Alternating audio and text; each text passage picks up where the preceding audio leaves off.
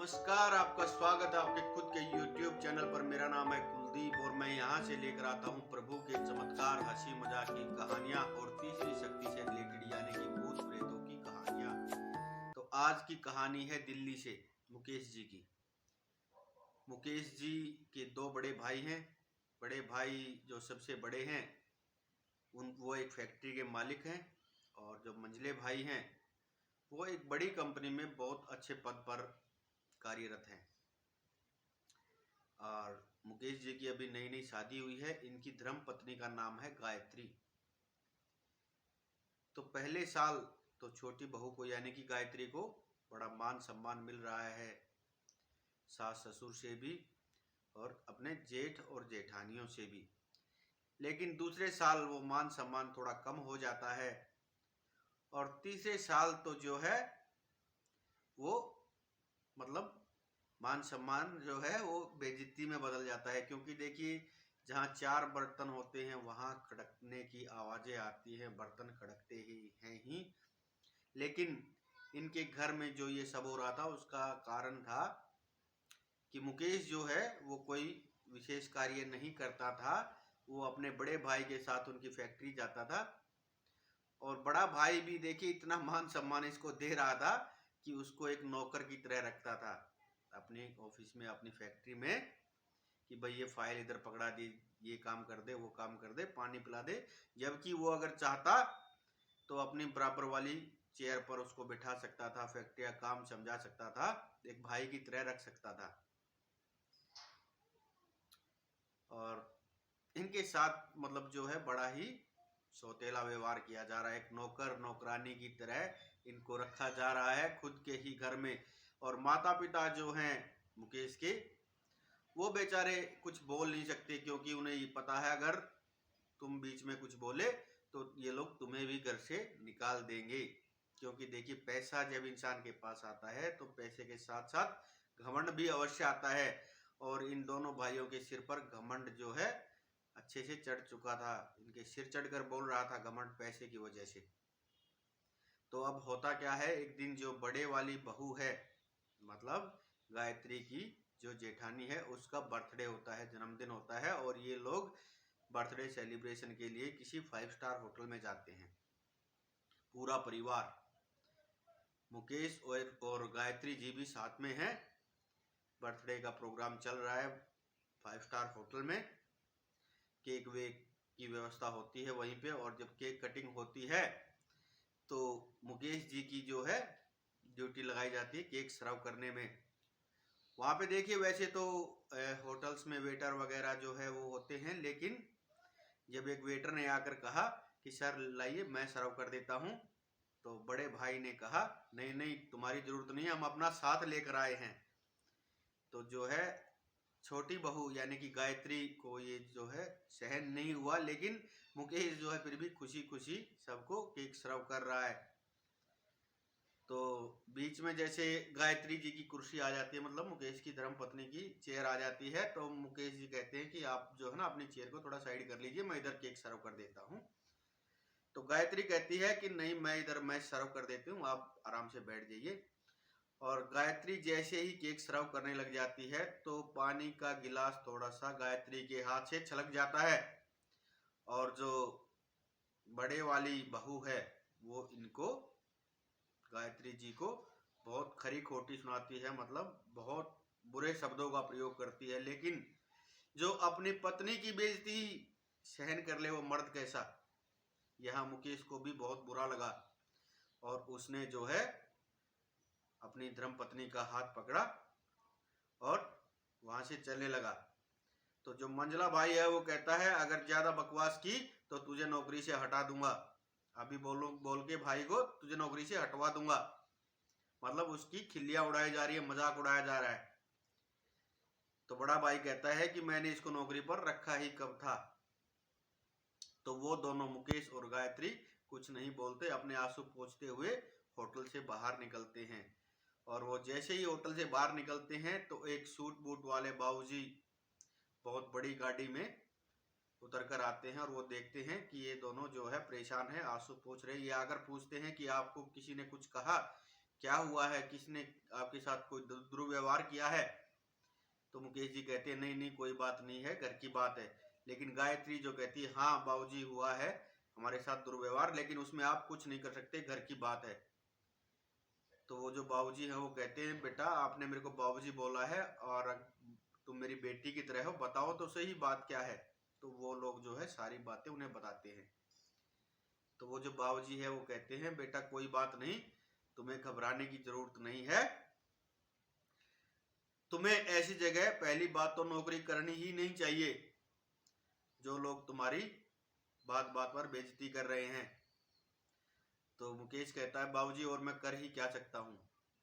तो वो कहते हैं पहली बात तो तूने यही गलत बात बोल दी कि मैं कर ही क्या सकता हूँ। जो इंसान खुद ये सोच ले कि मैं कुछ नहीं कर सकता वो वास्तव में जीवन में कुछ नहीं कर सकता। और ऐसा कोई इंसान नहीं है जीवन में जो कुछ नहीं कर सकता, हर इंसान सब कुछ कर सकता है। और यहाँ से इनके जीवन में एंट्री होती है श्याम बाबा की, क्योंकि वो जो बाबूजी थे वो श्याम बाबा के बहुत बड़े भक्त थे। और वो कहते हैं एक मिनट रुको तुम्हारे लिए मेरे पास कुछ चीज़ है। और वो अपनी गाड़ी से जो है एक बैग उतार कर लेके आते हैं जिसमें बहुत सारा पैसा था और एक लाल कपड़े में बंधी हुई कुछ चीज़ें थी। तो वो उन पैसों वैसों को साइड में रखकर और जो लाल कपड़े में बंधी हुई चीज़ें थी वो बाहर निकालते हैं और ये कहते हैं कि ये है तुम्हारे लिए। उसमें श्याम बाबा की एक तस्वीर, एक कैलेंडर, मतलब वो जो छोटे वाला कैलेंडर जो हम पॉकेट में रख सकते हैं वो, और एक श्याम बाबा की तस्वीर है। वो कहते हैं कि इन्हें जानते हैं। तो मुकेश कहता कौन है ये, मुरली वाले हैं? तो बाबूजी कहते हैं हाँ उन्हीं का रूप समझो, ये श्याम बाबा है और ये हारे के सारे हैं, इन्हें अपने मंदिर में रख सकते हो, घर के मंदिर में। तो मुकेश कहते हैं उसके लिए तो बड़े भाई और भाभी से पूछना पड़ेगा। अरे वाह, बाबूजी कहते हैं अरे वाह, मतलब मंदिर जाने के लिए भी उनकी परमिशन लेनी पड़ती है तुम्हें? तो कहते हैं हाँ। अपने कमरे में तो रख सकते हो? तो मुकेश कहता है हाँ वहाँ मैं रख सकता हूँ। तो ठीक है वहाँ रखो इन्हें, और ये जो छोटे वाली तस्वीर जो है इसको अपने पर्स में रखो। और ये कहकर बाबूजी कहते हैं बेटा अब आप घर जाइए। लेकिन जैसे ही मुकेश जाने लगता है तो देखिए गरीब आदमी क्या है, वो पहले अपनी व्यवस्था देखता है। जैसे ही उसने अपना पर्स निकाल कर देखा बाबूजी समझ गए कि ये देख रहा है मेरे पास किराए के पैसे हैं या नहीं हैं। तो बाबूजी अपने ड्राइवर को बोलते हैं कि गाड़ी घुमाओ और इन्हें छोड़ कर आओ। मुकेश और इनकी धर्मपत्नी गायत्री जो है वो मना करती है नहीं बाबूजी हम चले जाएंगे। तो बाबूजी कहते हैं कि नहीं इसका घर भी उधर ही है, ये आप लोगों को छोड़कर अपने घर चला जाएगा। तो ड्राइवर कहता है जल्दी बैठिए। ड्राइवर इन्हें लेकर इनके घर जाता है और इन्हें घर छोड़ता है। मुकेश जो है वो अपनी धर्मपत्नी को बोलता है कि मैं तुमसे बहुत दिन से कुछ बात कहना चाह रहा था। तो धर्मपत्नी कहती बताइए क्या कहना चाह रहे थे? मुकेश कहता है मेरा एक दोस्त है, उसके पास एक बस है पुरानी, वो उस बस को बेच रहा है, तो मैं वो बस चलाना चाहता हूँ। तो धर्मपत्नी कहती है आपके पास इतने पैसे कहाँ से आएंगे? तो वो कहता है कि मेरे दोस्त ने कहा है पैसे आप थोड़ा थोड़ा करके दे देना, कोई समस्या नहीं है पैसे की, अगर आपको बस चाहिए तो आप ले जा सकते हैं। देखिए आज के समय में ऐसे दोस्त बहुत कम हैं, लेकिन मुकेश के पास था ऐसा दोस्त। तो धर्मपत्नी कहती है कि अवश्य आपको ये काम करना चाहिए, जरूर करना चाहिए। मुकेश अपने माता पिता के पास जाता है, उनसे परमिशन लेता है। माता पिता कहते हैं बेटा इससे अच्छी क्या बात होगी, तुम अपने पैरों पर खड़े हो रहे हो, अपना खुद का काम कर रहे हो और उसमें शर्म कैसी? तो मुकेश कहता है मैं बस यही सोच रहा था कहीं बड़े भाइयों को बुरा लगे, उनके पास इतनी बड़ी बड़ी लग्जरी गाड़ियां हैं, मैं एक पुरानी सी बस चलाऊंगा। तो माता पिता कहते हैं कोई बात नहीं, तुम जो कार्य तुम्हें पसंद है वो करो। अगली सुबह मतलब जल्दी सुबह 6 बजे ही मुकेश अपने दोस्त के पास पहुंच जाता है और दोस्त ने भी देखिए दोस्ती का फर्ज अदा किया। बस को जितना साफ वाफ करवाया गया उसे साफ करवा के डीजल की टैंक फुल करवा के मुकेश को दे दी और ये बोल दिया कि 2 महीने तक तुम्हें कोई पैसे देने की जरूरत नहीं है, क्योंकि देखो 2 महीने तो काम को समझने में लग जाते हैं, क्योंकि मैं ये काम कर चुका हूं, मुझे पता है, मैं अब थोड़ा बड़े लेवल पर जा रहा हूं, फर्क इतना ही है बस। आजकल मैंने पहले भी बताया ऐसे दोस्त बहुत कम हैं, लेकिन मुकेश के पास ऐसा दोस्त था, और ऐसे दोस्त होने बहुत ज़रूरी हैं जीवन में। मुकेश जो है अपनी गाड़ी को लेकर आ जाता है, बस को लेकर। धर्मपत्नी, माता पिता सब आते हैं, गाड़ी की पूजा वूजा करते हैं, और मुकेश जो है बस को जब लेकर चलने लग जाता है तो धर्मपत्नी पीछे से आवाज़ लगाती है, रुको रुको, इशारा करती है, मतलब मुकेश गाड़ी को रोक देता है। मुकेश सोचता है क्या कुछ भूल गया मैं, तो वो दौड़ते हुए अंदर जाती है, और अंदर से वो जो श्याम बाबा की उन्होंने वो जो तस्वीर दी थी वो लेकर आती है, और कहती है इन्हें बस के बीचों बीच रखो, यहाँ पर इनको विराजमान करवाओ, बाबा सब ठीक करेंगे। तो वहाँ पर वो बस के बीचों बीच श्याम बाबा की मूर्ति को रखते हैं, और जय श्री श्याम बोलकर चल पड़ते हैं। 2-3 मकान छोड़कर ही गया था मुकेश आगे, मतलब तो इतने में एक बाबूजी आते हैं, और वो कहते हैं कि बेटा कहाँ तक जा रहे हो। मुकेश कहता है मैं तो बस डिपो तक जा रहा हूँ। तो वो कहते हैं मुझे भी वहीं तक जाना है, क्या मैं आपके साथ बैठ सकता हूँ। तो मुकेश कहता हाँ ज़रूर। तो वो कहते हैं कितना किराया लगता है। वो कहते हैं मुझे अभी किराए विराए के बारे में कुछ नहीं पता, आज मेरा पहला दिन है, जितना लगता हो अगर आपका दिल करे तो दे देना, नहीं तो कोई ज़रूरत नहीं है। तो वो कहते हैं अरे वाह, तुमने तो सेठ जी की भी फ़ोटो लगा रखी इसमें। तो वो मुकेश कहता है सेठ जी कौन, ये तो श्याम बाबा है। भाई मैं इन्हें सेठ जी ही बोलता हूँ, मेरे तो ये सेठ जी है। देखिए श्याम बाबा को सब प्यार से, कोई सेठ जी बोलता है, कोई ठाकुर जी बोलता है, कोई कुछ बोलता है, मतलब उन्हें तो प्यार से कोई कुछ भी बोल सकता है, बाबा तो बाबा है। तो मुकेश की बस जो है डिपो से पहले पहले ही बिल्कुल एकदम फुल हो जाती है, और पहला ऐसा बस का मालिक है जिसे यही नहीं पता किराया कितना लगता है। और आप लोग अगर दिल्ली से हैं तो आपको पता भी होगा, कुछ समय पहले ऐसी बस चली थी कि उसमें किराए के लिए नहीं बोला जाता था, जिसका जो मन हो वो देकर चला जाए। तो मुकेश जी जब वो सवारियां वहां पर डिपो पर उतरने लगी तो मुकेश जी ने कहा देखिए मुझे किराए के बारे में नहीं पता, ये यहाँ पर ये पेटी रखी है, जिसका जो मन करे वो रखकर इसमें डालकर चले जाओ। ऐसा ही हुआ, लेकिन डिपो पे जो है पता नहीं क्या बात हुई, वहाँ वो रूट उसको मिला नहीं, और वो जो है अपना मनसा मार के वापिस आ जाता है। लेकिन जब वो वापस घर आता है तो देखता है एक बहुत बड़ी गाड़ी, लग्जरी गाड़ी उसके घर में खड़ी है। मुकेश को पहचानते देर नहीं लगती, ये तो वही होटल वाले बाबूजी हैं। मुकेश जब अंदर आता है तो एक साइड तो उसके भाई भाभियां खड़ी हैं, और दूसरी तरफ वो सेठ जी खड़े हैं, और गायत्री मतलब मुकेश जी की धर्मपत्नी खड़ी है, और माता पिता जो है बैठे हुए हैं।